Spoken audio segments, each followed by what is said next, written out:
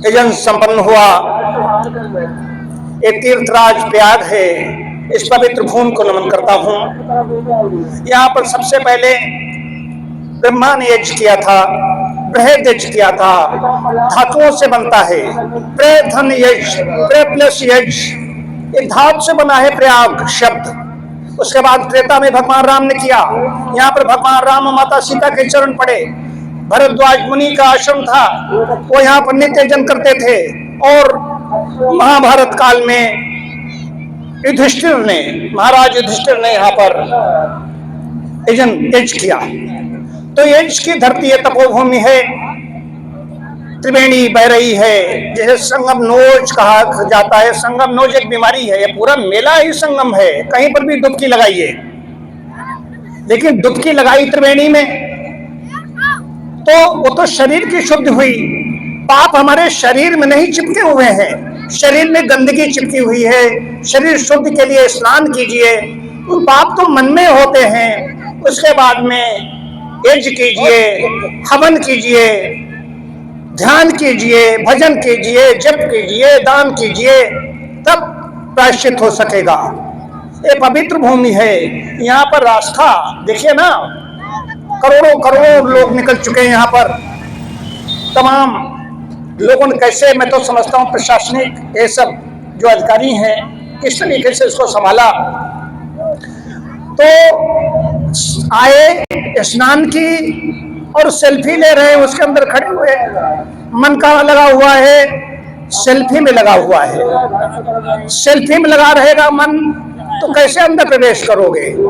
मन तो एकाग्र हो ही नहीं। तेल धारावत महर्षि पतंजलि कहते हैं, तेल धारा जैसे गिराते, अभी बसोधारा जैसे गिराई। मैंने यजन किया तो धारा उसमें कोई टूटी नहीं। एक तांता देश बंध से चित्त से धारणा, तत्व प्रत्येक तांता ध्यानम, ध्यान बन जाता है।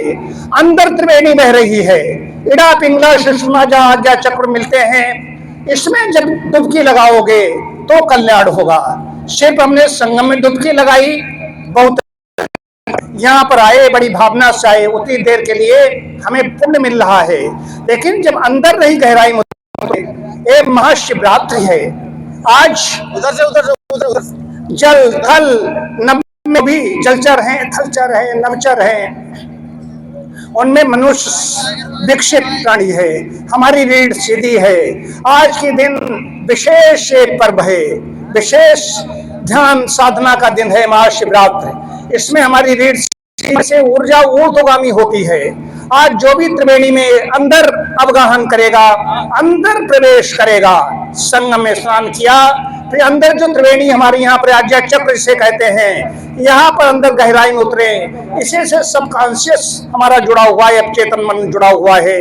वो क्लीन हो, वो नीट एंड क्लीन हो, उसको बिल्कुल हम डिलीट कर दें। जो भी गलत सलत पड़ा हुआ है उससे कल्याण होगा। वो विद्यार्थी हो, गृहस्थ हो, सन्यासी हो, कोई भी हो, आज के दिन बैठेगा साधना में, उसको लाभ मिलेगा। लेकिन दूसरी ओर लगा हुआ है, उससे मैं नहीं जाना चाहता। तो आज मैं इसलिए यहाँ पर आया। मैंने अभी एक व्रत लिया, मेरा गायत्री महापुरुषण साधना चल रही है, जो 2 वर्ष 21 दिन की साधना है। इसमें लगभग 3 घंटे 6 मिनट रोज हमारा मंत्र में जपने होते हैं। आज मैं प्रातः हरदोई से चला, तो वहाँ पर 3 घंटे 6 मिनट पहले उससे हवन नित्य करता हूँ।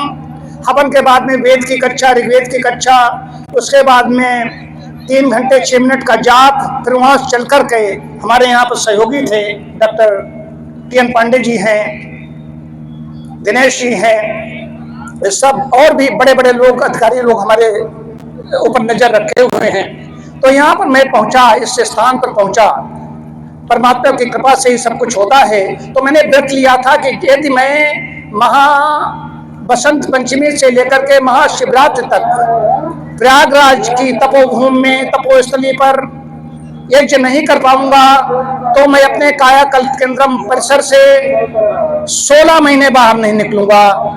अप्रैल 26 में, जब मार्च 26 में मेरी गायत्री महापुरुषण पूरा होगा, 24 लाख मंत्र मेरे पूरे, उसके बाद 27 को क्या होती, तो मैंने कहा मैं अप्रैल 26 में निकलूंगा, लेकिन अभी भी मैं क्षेत्र संन्यास में रहूंगा। समय समय पर मुझे अपरिहार्य होगा तो निकलना होगा, वो अलग चीज है। तो मैं यहाँ पर आ गया, मैं नहीं समझ रहा था यहाँ पर ऐसा हो पाएगा, लेकिन बड़े अच्छे व्यवस्था हैं, उन्होंने सारी व्यवस्था की। तो इस तपोवन में मैं फिर उसको दोहरा रहा हूँ, ये बीमारी चल रही है। अरे बड़े बड़े कह रहे हैं किलोमीटरों में मेला लगा हुआ है, कहीं पर भी डुबकी लगाइए, कहीं पर भी स्नान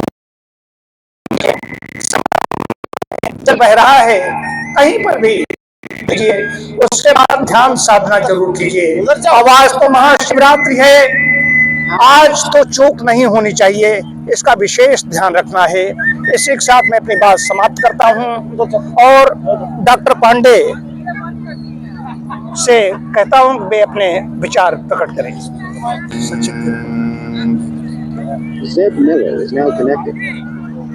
इस भरद्वाज मुनि की पावन भूमि, विश्व के प्रथम कुलपति महर्षि भरद्वाज मुनि, और हम सब के हर प्रकार के शरीर के विकारों को दूर करने के लिए, इंसान की इंसानियत ही नहीं जीव मात्र के कल्याण के लिए उन्होंने इस पृथ्वी पर आयुर्वेद को लाया। इन सब उनके पुण्य कार्यों को प्रणाम करते हुए मैं हमारे अग्रज डॉक्टर राजेश मिश्रा भाई साहब को, उनके साथ आए समस्त उनके सहयोगी को मैं हृदय से वंदन, अभिनंदन और प्रयाग की धरती पर स्वागत करता हूँ। आप सब भैया तो बहुत बड़े जानकार हैं, बहुत चीज़ें करते रहते हैं। प्रैक्टिकल में हम लोग तो इनका अनुसरण अनसमाप्त ही कर पाते हैं, इसमें कोई अतिशयोक्ति नहीं है, क्योंकि ये अग्रज हैं तो इनका अनुभव, इनके अपने तप अलग हैं। हम लोग तो इनके सामने तो बच्चे हैं, उस अनुसार हम लोग बहुत कुछ सीखते हैं इनसे। और जैसा कि देखा गया, लोग कहते हैं कि पुण्य क्या होता है, यहाँ पाप धोने आते हैं, पुण्य धोने आते हैं। निश्चित तौर से आप देखिए, रजोगुण, तमोगुण और सतोगुण, केवल यही तीनों गुणों की त्रिवेणी है यहाँ बह रही है। इन तीनों गुणों में जैसे ही यहाँ पे कोई भी व्यक्ति आता है और डुबकी लगाता है, उसके सबसे पहले तमोगुण नष्ट हो जाता है, रजोगुण समाप्त सा हो जाता है और सतोगुण की वृद्धि हो जाती है। यही होता है यहाँ का अमृत। यहाँ जितने भी प्रशासनिक स्तर पे लगे हुए अधिकारी हैं भैया, ये पुलिस कर्मी हैं, हमारे दिन रात सेवा करते रहे, किसी से आप लड़ाई झगड़ा करते नहीं पाओगे। यहाँ आते ही वो जैसे क्षीण हो जाता है वो त्रिवेणी माँ के संगम पर। और भैया का आशीर्वाद मिला, आप लोगों का स्नेह मिला, आप लोग आए, और मैं अपने को सौभाग्यशाली मानता हूँ कि जब जब भाई साहब आते हैं मुझे अपना आशीर्वाद देने के लिए मुझे निवेदित करते हैं, आदेश देते हैं, निवेदित नहीं आदेश देते हैं। निवेदन तो मैं करता हूं इनसे कि जब भी आइएगा तो हमको बताइएगा, और मैं चाहूँगा कि भाई साहब का आशीर्वाद हर माघ मेले में इस त्रिवेणी संगम पे मिलता रहे। इसी के साथ मैं आप सबको, हमारे अग्रज भाई डॉक्टर राजेश मिश्र सर को मैं प्रणाम करता हूँ, बहुत बहुत प्रणाम।